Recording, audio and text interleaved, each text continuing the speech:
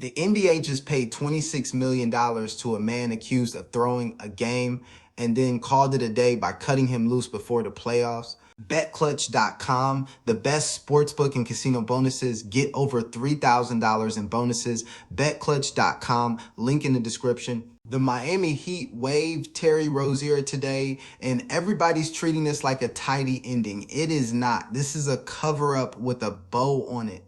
Rozier has not played a single NBA game this entire season, arrested by the FBI in November, charged with wire fraud and money laundering, and the Heat just cut him loose on the last possible day to free up a roster spot for the play-in. Nothing is resolved. The federal case is still open. He still pled not guilty. The league just moved on. Here is what the FBI actually alleges happened. It's 2023. Rozier is still a Charlotte Hornets. And before a game against the New Orleans Pelicans, a bettor drops $14,000 on Rozier's unders.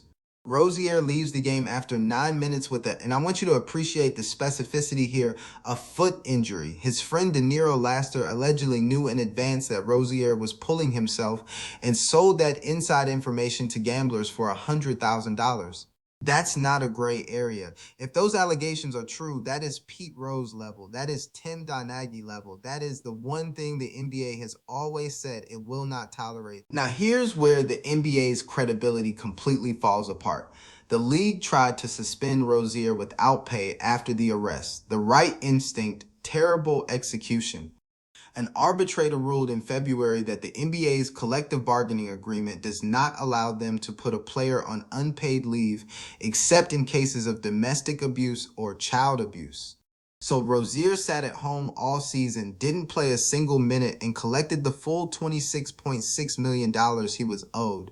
The league had zero leverage. Adam Silver called it an unprecedented situation, which is just a polished way of saying we have no idea what we're doing.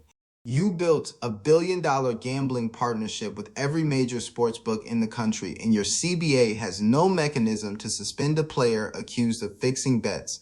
That is a catastrophic oversight. And let's not forget, Rozier was not alone. Chauncey Billups, the head coach of the Portland Trailblazers, was also arrested in that same FBI sweep. 30-plus people caught up in this thing.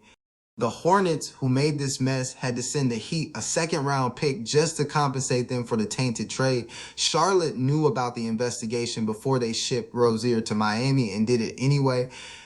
That's not just bad judgment. That is an organization protecting its own cap sheet at the expense of the league's integrity. And the Heat, who are now fighting for their playoff lives as the 10 seed in the play-in, spent a full season paying a guy who wasn't even allowed on the floor. Don't forget BetClutch.com, link in the description, over $3,000 in bonuses waiting for you. That's my take. The Rozier waiver isn't the end of this story. It's the moment the real accountability begins. Drop a comment if you think the NBA handled this right, because I genuinely want to hear that argument.